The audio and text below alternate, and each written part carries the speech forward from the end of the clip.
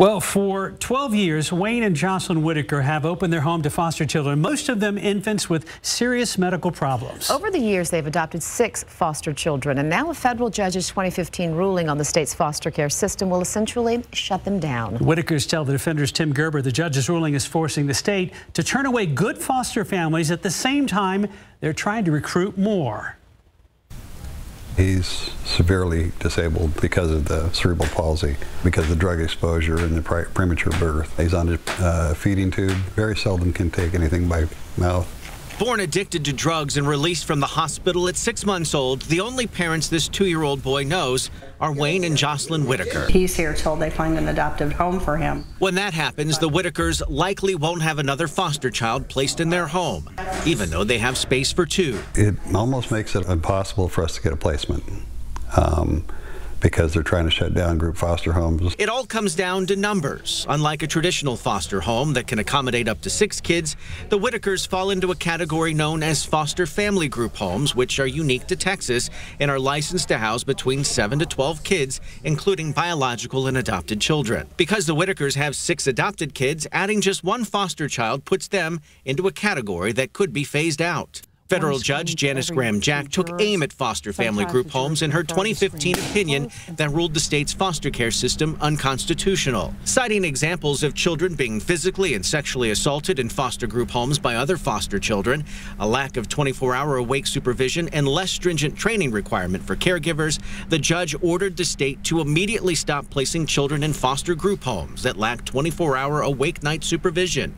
She ruled homes that have 24-hour supervision could continue to operate, but the Whitakers say even though they follow that requirement, they stopped getting calls for placements. Wayne believes the judge based her decision on incorrect information. I think that the amount of abuse claims are exaggerated. I can't say all foster parents are great parents. I can't say this stuff doesn't happen, but I don't think it's as rampant as they painted it. It was a pretty ugly picture they painted. The last thing that I want to see happen is you take a child out of an unsafe environment and we put them in a worse situation. State Senator Carlos Ureste agrees with the judge's requirement to increase supervision for foster family group homes. But as he and his colleagues in the legislature try to reform foster care and build capacity, he doesn't think the state should be limiting where children can be sent. The department is going to look at those on a case-by-case basis and could possibly make an exception to the rule, particularly where they're a loving family, they've taken in 6 children, they've adopted them, and now they're taking care of a special needs child. So I think that's certainly not what the judge is intending to prevent from happening. If this was something that we were facing that coming in as new foster parents, it would probably stop us. I don't know that I would have done it. Despite what Ureste has said, the Whitakers are convinced this is the last time they will be allowed to foster a child in need. Once he leaves, that's it. Does that bother you? Yes. Yes. How yes, so? Tremendously.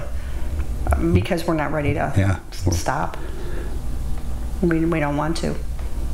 But you're being forced to? We're being forced to. Nothing we did wrong, nothing, our voice wasn't heard. We're being forced to stop. Tim Gerber joins us now. Tough story to cover in the first place. Hard to watch that video. Obviously, the concern here, everyone has concern over the children and their safety and well-being. But when you're talking about special needs kids, they're tough to place in the first place. Is there a possibility, like Ureste said, that this family can get an exception? That's the hope at this point. I mean, because everything was kind of thrown into the same basket. They looked at the federal judge looked at these group homes, and there had been problems, so she really wanted to shut them down or immediately stop placements there. What the Whitakers and other people who deal with these types of children, the primary medical needs kids, the ones that have a lot of medical issues, that they should have separated them from other group family homes, because these people are really going out of their way to bring in kids that need a home, and their question is, if they're not being placed in their homes and they know other people who are in the same situation and aren't getting placements, where are these kids going? This federal judge that made this decision, really, I know she was trying to make something. She was trying to benefit the children, protect the children, obviously. But where did she get her data? Do we know where she got her data? Because this was such a sweeping ruling. It's hurting people like the Whitakers who want to help as many children as possible. There were many experts that were involved in this lawsuit that testified. They had the testimonies of 17 foster kids who had gone through the system, and a lot of it was based on that. So, I mean, and they used a lot of data.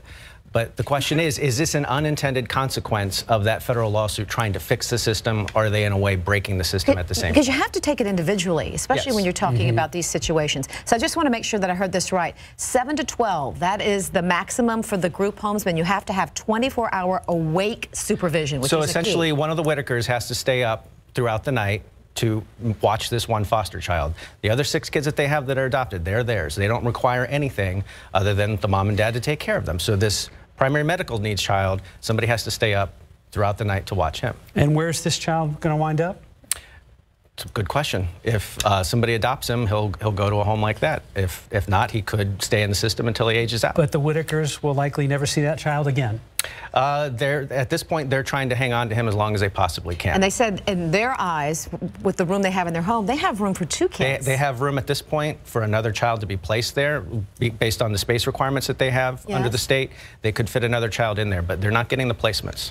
Big state, and I know there's a lot of kids in need here, but you would think that it would be on a more case-by-case basis, and hopefully they'll be able to make some changes there. And this is one of the reasons why the state is pushing back, and they're appealing this ruling and some of the things that are in it. And also the reason that we're doing such an important defender's investigation on the whole system, right. Everything is, and it's Friday night at 7 o'clock. 7 o'clock, that's right. Right here on KSAT 12. Thank you very much. It's very eye-opening, and I'm sure we'll have follow-up. Yeah, and